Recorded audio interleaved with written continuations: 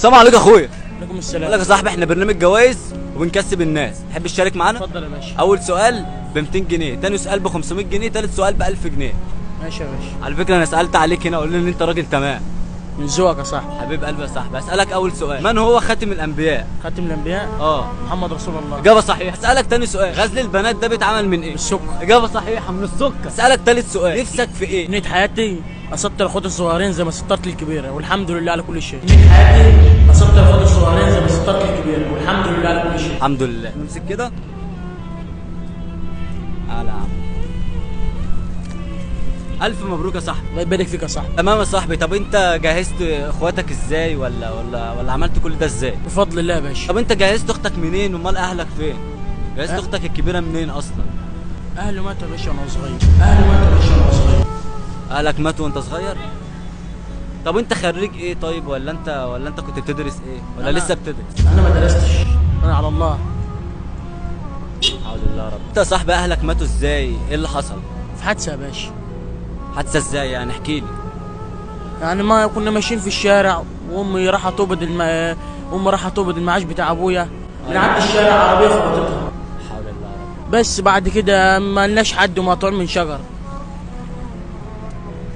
فالحمد لله انا سطرت اختي الكبيره، وبفضل الله برضه ربنا واقف معايا. والنعمه بالله. ولسه برضه اخواتي الصغيرين والحمد لله ربنا واقف جنبي. الحمد لله. على فكره يا صاحبي انت راجل مكافح وقد الدنيا، صدقني يعني. الله يخليك يا صاحبي. شخصيه نظيفه جدا، واللي زيك قليل في البلد صدقني. كام غزل البنات؟